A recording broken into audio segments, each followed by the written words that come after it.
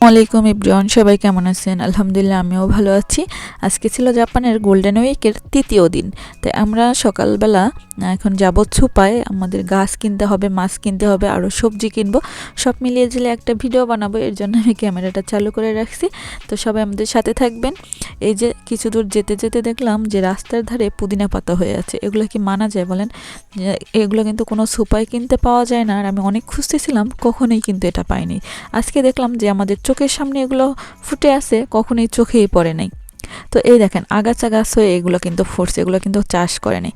তারপরে আবার ওগুলো দেখে তো রেখে আসলাম, কিছু দূর আসতেই দেখি থানতুনি পাতা। এগুলো কি মানা যায় বলেন তো? আমরা আবার চেক করতেছিলাম যে আসলে এগুলো কি থানতুনি পাতা নাকি। তারপরে যখন দেখলাম যে শিওর হলাম যে এটা থানতুনি পাতা, তিনজনে মিলেই এটাকে খুঁড়তে লেগে গেলাম। কারণ আমরা বাঙালি বলে কথা, রাস্তার ধারে এত সুন্দর জিনিস হয়ে থাকবে আর সেটা নিব না তা কি হয়?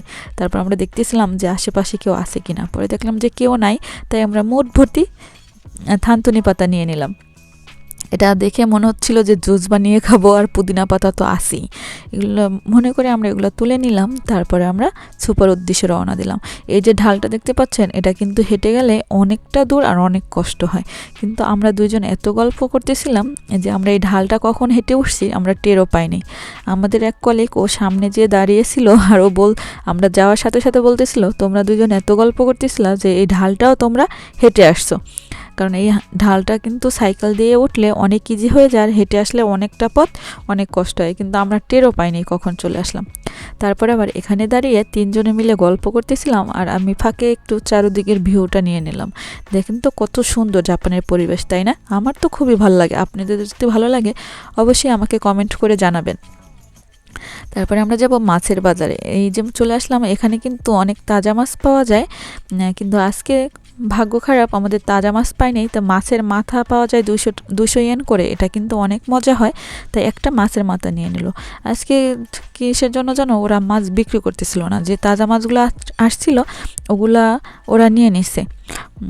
হয়তো কারো অর্ডার ছিল, তাই আর তাজা মাছগুলো দেয় নাই। এই একটাই সোফা ছিল যেখানে জাপানে আমরা তাজা মাছ দেখতে পাই। তারপর আমরা চলে আসলাম গুড ডে। এই যে কত রঙের বেরঙের মাছ দেখা যায় নিয়ে থাকি। তো এখানে সব মাছ তো আমরা খাই না, কিছু মাছ আমাদের পছন্দ মতো মাছগুলো এখানে সবসময় পাওয়া যায়। দাম একটু বেশি হলেও এখানে কিন্তু আমাদের পছন্দের মতো মাছ পাওয়া যায়।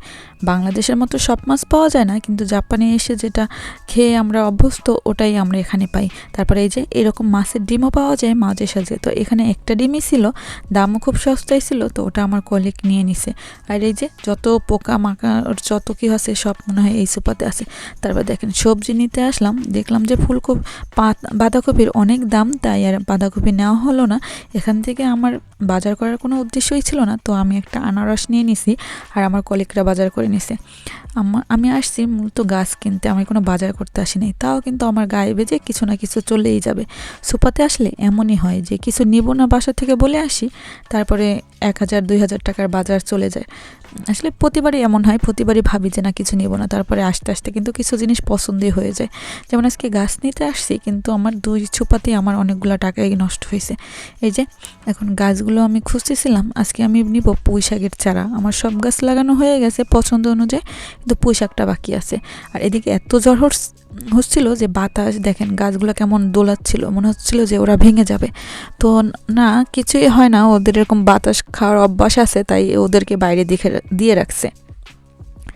আর আমি শুনছি যে পুঁইশাকের চারা উঠছে, এর আগে অনেক ছোট ছিল, তাই এটা সামনে দেয় না। একবার জিজ্ঞাসা করছিলাম, বলছিল যে অনেক ছোট, তাই দিব না, বড় হলে তারপর সামনে দিয়ে দিব।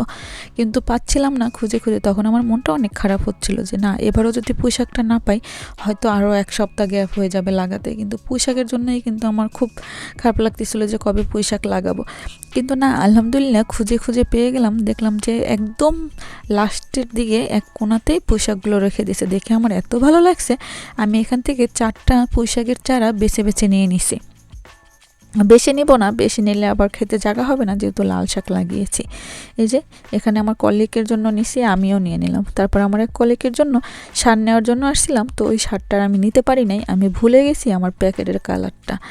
তারপরে আর সার নেওয়া হলো না। আর এগুলো হলো গাছের স্প্রে দেওয়ার, এটা আমার আছে তাই নেওয়া হয়নি। আর আমরা খুঁজছিলাম গাছে পানি দেওয়ার জন্য একটা সুন্দর একটা পট, কিন্তু ওই পট এখানে পাওয়া গেল না। তাই ঘুরে ঘুরে দেখতেছিলাম যে আর কি নেওয়া যায়। গাছ তো নেওয়া হলো, অন্য কিছু গায়ে বেজে যেতে চাই কিনা দেখতেছিলাম। তারপরে ঘুরতে ঘুরতে আমার মনে হলো যে আমার কাপড় দেওয়ার সুগন্ধিটা নিতে হবে, আর এটা কিন্তু এই সুপাই পাওয়া যায়। তো চোখ পড়লো তাই আমি নিয়ে নিলাম। এটা অনেক ভালো লাগে আমার কাছে, তাই এটাই আমি ইউজ করি। তারপরে আমাদের কেনাকাটা শেষ। এই যে আর আমি একটা ঢাকনাও নিয়ে নিছি। এই ঢাকনাটা ছিল 600 ইয়েনের মতো, কিন্তু আমি নেওয়ার পরে জানলাম যে এটা সাড়ে ছিল 300 ইয়েনের মতো। যাক, ভালোই হইলো যে এটা আমি নিয়ে নিছি। কিন্তু এই যে আমাদের কেনাকাটা শেষ, এখন আমরা একটু বসে ও চা খেয়ে তারপরে এখান থেকে রেস্ট করে যাব। বাইরের আবহাওয়াটা অনেক ভালো ছিল। তারপরে এই যে আস্তে আস্তে পুদিনা পাতা যে রেখে গেছিলাম, এখান থেকে আমি কিছু পুদিনা পাতা নিয়ে যাব, আর গাছের গোড়া থেকে নেব যেন আমি ওগুলো খেতে লাগিয়ে দিতে পারি। তারপরে এই যে এক মুঠো নিয়ে নিলাম, পাতাগুলো দিয়ে জুস হবে আর গোড়াটা আমি লাগিয়ে দিব আমার খেতে। তারপরে আবার বাসায় গিয়ে একটু রেস্ট করে চলে আসলাম খেতে। এখানে আমি সার আর হলো স্প্রের বোতলটা নিয়ে আসছি। তো এখানে দেখলাম যে আবহাওয়াটা একটু একটু খারাপ, সার দিব কি না চিন্তা করতেছিলাম, আর স্প্রে দেওয়ার মতো কিছু নাই। আমার গাছগুলো মাশাআল্লাহ অনেক সুন্দর আছে, অনেক ঠিকঠাক আছে, তাই আর দিলাম না। এখন আমি হলো পুঁই শাকগুলো লাগিয়ে দিব। আর আমার মনে পড়ছে যে আমরা না সবজি পচাতে দিয়েছিলাম, ওই পানিগুলোই দিব, এর জন্য আর সারটা দিলাম না। আর এই গাছগুলো এখন আমি এই সাইড দিয়ে লাগিয়ে দিব। তারপরে আমি আসার পরে আমার এক কলিগ আমার এখান থেকে একটা গাছ নিয়ে নিচ্ছে, আর আমি 3টা গাছ লাগিয়ে দিব এখন এক সাইড দিয়ে। এই যে দেখেন বাইরে কিন্তু অনেক বাতাস হচ্ছিল, আর রোদও কমে গেছে, রোদ ছিল না কিন্তু প্রচুর বাতাস ছিল।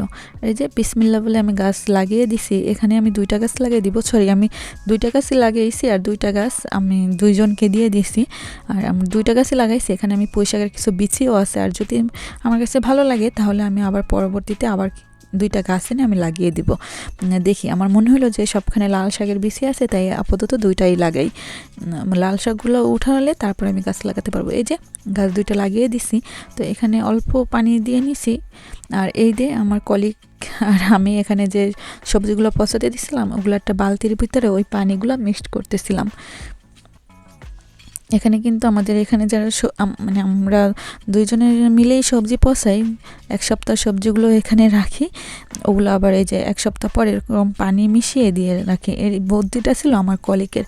বুদ্ধিটা কেমন হয়েছে আপনারা একটু কমেন্ট করে জানাবেন তো। আর কে কে এরকম গাছের যত্ন নেন তাও আমাদেরকে জানাবেন। আর আমাদের আইডিয়াটা কেমন ছিল সেটা অবশ্যই জানাবেন, যে সবজিগুলো পচিয়ে পচিয়ে ওই পানিগুলো মিক্স করে আমরা গাছের গোড়ায় দিয়ে থাকি। এই যে এখন ওর খেতে আর আমার খেতে দিব। এই যে ও ওর গাছগুলোতে দিয়ে নিচ্ছে, তারপর আমি আমার গাছগুলোতে দিব। এই যে ওকেও আমি একটা পুঁই শাকের গাছ দিয়ে দিয়েছি। ও টাকা দিবে, তাও আমি আরেকজনকে দিছি, ও আমাকে টাকা দিয়ে দেবে। আপাতত আমি 2টা গাছই লাগিয়ে দিছি। পরবর্তীতে লাল শাক যখন তুলবো তখন আমি আর 2টা গাছ এনে লাগিয়ে দিব। তো আজকের ভিডিওটা এখানেই শেষ করছি। সবাই ভালো থাকবেন, সুস্থ থাকবেন, আমাদের জন্য দোয়া করবেন। আল্লাহ হাফেজ।